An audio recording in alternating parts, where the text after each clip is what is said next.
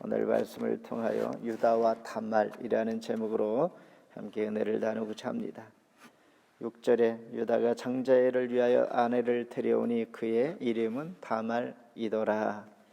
오늘 본문 말씀은 요셉의 이야기가 진행되는 중간에 어쩌면 어울리지 않게 잘못 편집된 듯이 오늘 유다와 다말 이야기가 소개가 되고 있을 때에 어쩌면 하나님께서 이 상황, 그러니까 이스라엘 백성들을 구속사적 측면에서 메시아의 혈통을 잊게 하는 계보를 잠깐 보여주면서 이스라엘 민족이 가나안 땅에서의 도덕적 타락, 그리고 이것이 점차 발전하여 어쩌면 애굽으로 이제할 수밖에 없는 그런 시대적인 상황을 보여준다고 볼 수가 있습니다. 우리는 간혹 성경을 통하여 충격적인 내용을 접할 때가 있는데 그 중 하나가 오늘 본문 38장 내용이라고 볼 수가 있습니다. 그것도 메시아 조상인 유다에게 있어서 말로 상관할 수 없는 큰 죄악을 우리는 보면서 우리가 받은 은혜는 하나님의 이와 같이 큰 무조건적인 그 사랑 아니면 우리가 은혜를 입을 수 없는 그런 사람들, 즉 범사에 감사할 수밖에 없는 하나님의 사람으로 오늘 우리가 나아가는 것입니다. 함께 은혜의 시간 되기를 바랍니다. 먼저 그 후에 유다가 떠나 1절 다시 읽겠습니다. 그 후에 유다가 자기 형제들로부터 떠나 내려가서 아둘람 사람 시라와 가까이 하니라. 예수님께서 이 땅에 교회를 세우신 목적이 있다면 오늘 우리가 이렇게 예배 드리고 기도하기는 하지만은 더 중요한 목적이 있다고 볼 수가 있습니다. 교회를 통하여 하나님 앞에 예배할 뿐만 아니라 또한 교회를 통하여 우리의 신앙의 성숙과 또한 이 땅에서의 살아가는 세상 속에서의 유혹으로부터 나 자신을 지켜갈 수 있는 중요한 이유가 있다라는 것입니다. 지금 읽은 1절 말씀에 그 후에 유다가 이렇게 말씀이 시작이 됩니다. 그 후 어떤 일이 있었는가? 야곱의 복잡한 가정 상황을 우리가 예상할 수가 있는데 지금까지 말씀을 접하면서 야곱의 가정은 말할 수 없는 복잡한 상황에 처해 있는 것입니다. 우리가 지금 기억할 수 있는 것은 그의 형 르우벤의 아버지 부인 즉 비라를 강간하는 사건이 있었습니다.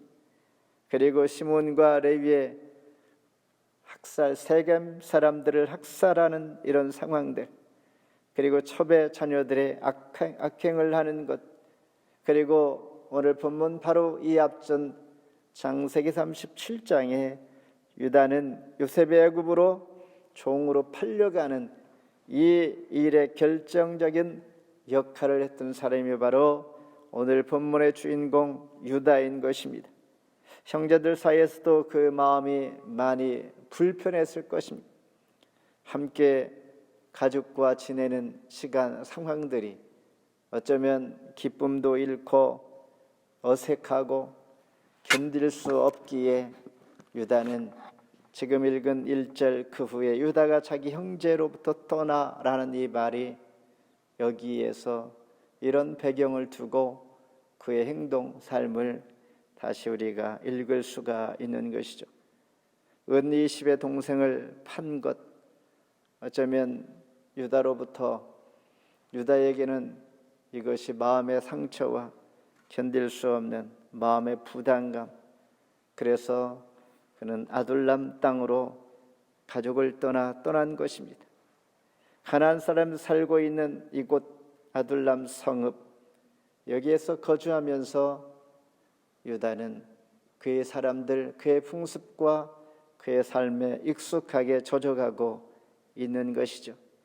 이처럼 성도는 유다를 통해 우리가 알게 되는 것처럼 우리 거하는 곳, 우리가 함께 있는 곳, 신앙의 공동체, 가족의 공동체, 이와 같은 우리 소속해 있는 곳이 얼마나 감사한지를 다시 한번 돌아봐야 합니다. 세상의 유혹으로부터 내가 벗어나고 나를 지키는 방법 중에 하나가 신앙의 공동체 안에 우리가 소속하여 살아가고 있다는 것. 때로는 어려운 일들이, 때로는 힘든 일이 있을 수 있겠으나 결국은 그 공동체가 나를 지켜준다는 사실입니다. 그 공동체가 나를 세상의 유혹과 세상에 또한 이탈될 수 있는 이 마음들을 분리시켜서 나를 나 되게 하는 것 매우 중요하다는 것입니다. 대표적인 기관, 가정과 교회가 그런 것입니다. 두 번째는 애를 위하여 아내를, 즉 엘은 누구입니까? 유다의 아들입니다. 큰아들. 큰아들을 위하여 이방 여인을 맞이하게 됩니다. 자, 유다는 야곱 가문의 실질적인 장자의 가문을 이어가게 하는 그와 같은 상황을 우리는 마태복음을 통하여 또한 앞으로 말씀들을 통하여 배우게 될 텐데, 그런데 이런 사람을 우리는 어떻게 예수 그리스도의 구속적인 예수 그리스도의 계보에 들어가게 하는가?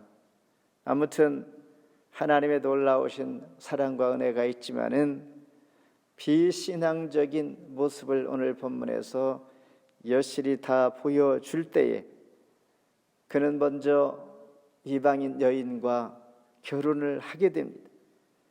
이방 가나안 사람 수아의 딸을 만나 결혼을 한다라는 것입니다.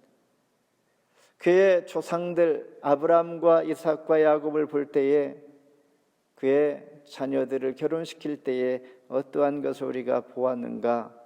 아브라함은 가나안 땅에서 그의 며느리를 찾지 아니하고 멀리 바단 아람에서, 즉 자기의 아들 이삭을 위하여 나이가 많은 종 엘리에셀을 보내어서 아내를 만나게 했던 이런 노력들을 우리가 봅니다. 야곱도 물론 자기 형 에서를 피하여 하란으로 떠났지만은 결국 가나안 땅에서 아내를 얻지 아니하고 그도 자기의 외가 집, 즉 라반의 집, 그의 두 딸 레아와 라헬을 아내로 맞이한 것을 볼 때에 오늘 본문에서 유다는 쉽게 하나님께서 원치 아니하는 이방 여인을 아내로 삼게 된 것입니다. 그렇다 보니까 어떠한 결과가 얻어지겠는가? 그 땅에 바알을 섬기는 이방신을 섬기게 될 뿐만 아니라 그의 아들들 엘과 오난과 또한 셀라, 이 이름들이 이방신들의 그 영향을 받아 이방신의 소망을 담아서 아이의 이름도 지었을 것이다 라는 것입니다. 결국 전체적으로 유다는 가정에 불어닥친 불행들이 찾아옵니다. 부모를 떠나고 형제를 떠난 그의 삶은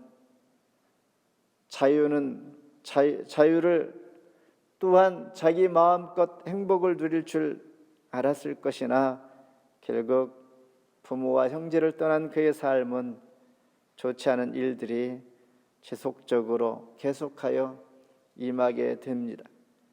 가나안 여인과 결혼한 이 불행, 7절에 보니 유다의 장자 엘이 여호와 보시기에 악함으로 여호와께서 그를 죽이신지라. 얼마나 악하면 엘이 하나님의 심판에 의해서 죽임을 당하였을까라는 것입니다. 하나님 보시기에 악하였다라는 것입니다. 성경에서는 이 정도만 표현을 하고 어떠한 죄인지는 자세히 말해 주지 않습니다.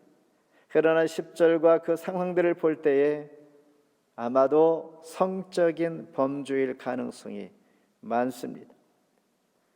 15절에 엘의 아버지 유다가 며느리 다말을 창녀로 알고 그와 동침했음을 볼 때 유다는 평소에도 이와 같은 성적인 동침, 창녀와 관계를 갖는 이런 일들이 일어나고 있었다라고 우리는 충분히 예상하게 되는 것처럼 엘도 또한 그의 동생 오난도 하나님께서 보시기에 약하여 죽였다라고 본문 말씀하고 있는 것입니다.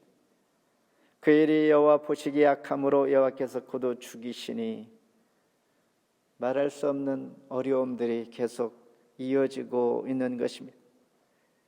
자기 아버지의 성적인 분란, 그리고 그 형의 모습, 그리고 그의 동생의 모습처럼 온 가족이 이런 상황에 처하게 될 때에 어쩌면 인생의 최초의 학교도 가정이요 최초의 교사도 부모라는 말이 있듯이 좋은 신앙인으로 우리가 살아가고 가정도 또한 신앙도 지켜가는 이것이 시대를 또한 유혹에서부터 나를 지키는 중요한 일인 것을 우리가 다시 한번 깨닫게 됩니다.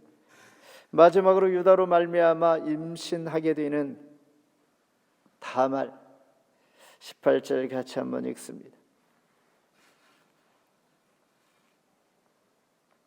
유다가 이르되 무슨 담보물을 내게 주랴. 그가 이르되 당신의 도장과 그 끈과 당신의 손에 있는 지팡이로 하라. 유다가 그것들을 그에게 주고 그에게로 들어갔더니 그가 유다로 말미암아 임신하였더라. 유다는 그의 아내가 죽자 바로 창녀를 찾게 됩니다. 정신적, 육체적, 신앙인이 아닌 모습 그대로 보여줍니다. 당시에 형이 죽으면 형의 대를 잇기 위해서 동생이 본분을 행해야 하는, 즉 씨가 있게 하기 위한 계대 결혼이라는 것이 있었습니다. 유다의 큰 아들 엘이 죽으니 오난이 대신 계대 결혼을 해야만 했던 것이죠. 그런데 오난은 즉 다말과 결혼하게 되면, 형수와 결혼하게 되면 얻어지는 자식이 자기의 씨가 아니다라는 것을 그가 알았기에 그는 9절에 보니까 땅에 설정을 했다. 어쩌면 하나님께서 그의 음행을 악하다 이렇게 했을 수도 있지만은 이와 같이 자기의 본분을 다하지 못하는 이 부분에 있어서 하나님은 보시기에 악하다 생각했을 수도 있습니다. 우리의 생각과는 하나님 생각이 틀리기에 이와 같이 하나님께서 심판하시고 그가 계대 결혼, 즉 형수로부터 대를 이어가는 이 일을 그가 원치 않았다라는 것입니다. 이제 세 번째 아들 셀라도 마찬가지입니다. 아직은 본문에 보니까 어린 이 아이, 그러니까 장성할 때까지 기다렸는데 그도 원치 아니하여, 예를 들어서 첫째 아들 엘과 그리고 둘째 오난이 하나님 보시기에 악하여 하나님께서 죽였다라고 이렇게 말씀하시니 셀라도 혹시나 그가 하나님 앞에 죽임을 당하지 아니할까 이런 염려하여 그의 아버지 유다는 차라리 다말을 친정으로 보내버렸습니다.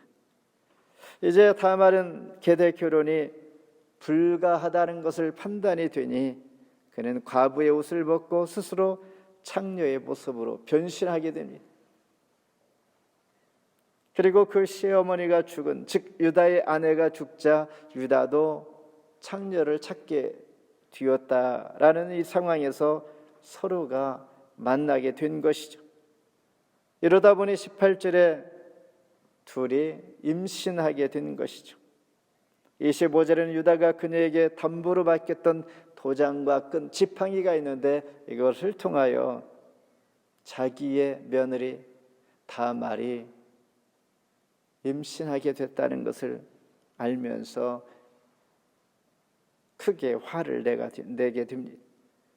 자기가 잘못했음에도 불구하고 뒤돌아보니 그는 굉장히 후회했을 것입니다.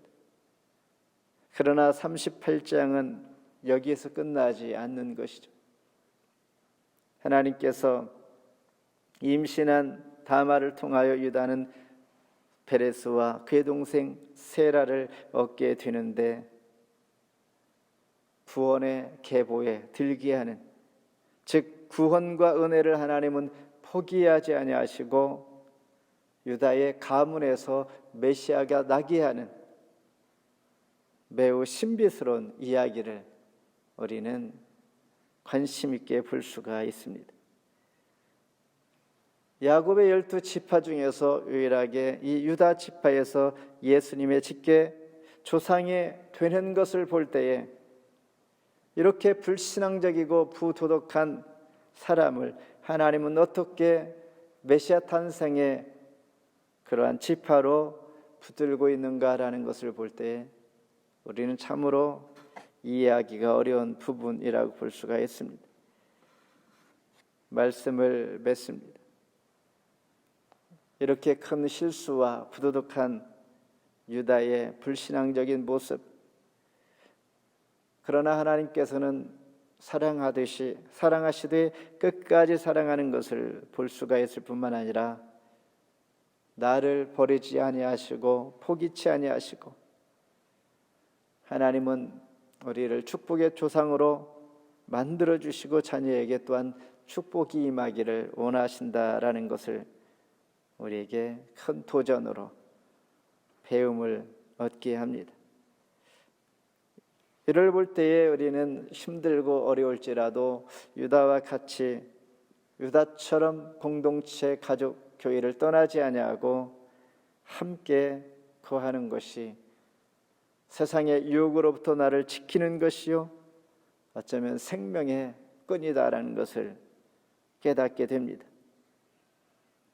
기억할 것은 세상의 모든 상황들 비처럼 많이 쏟아질지라도 언젠가는 지나간다라는 것, 그리고 위기도 지나갈 뿐만 아니라 오직 남는 것은, 함께하는 것은 하나님의 큰 은혜와 위로와 사랑이기에 우리는 생명의 공동체, 구원의 공동체, 우리는 늘 붙잡아 세상의 유혹으로부터 나를 지켜가는 것, 하나님 부르시는 그날까지 계속되어질 어떤 위기와 역경, 어려움들, 그러나 하나님만이 우리를 은혜 가운데 지켜주시고 지속하다는 것을 알게 하실 뿐만 아니라 하나님은 우리와 늘 변론하기를 원하시어서 죄가 주흉 같을지라도 눈과 같이 휘어질 것이요 진홍같이 붉을지라도 양털같이 희게 되리라. 이사야 선지자를 통하여 하나님은 우리 죄인들을 대할 때 어떤 모습이며 우리를 향한 하나님의 놀라우신 크신 사랑의 은혜가 오늘도 함께 하심을, 또한 그 기대 속에 우리가 하나님 은혜 가운데 거하기를 날마다 소망하며 주와 동행하는 이 날 되기를 주의 이름으로 축원합니다. 기도하겠습니다.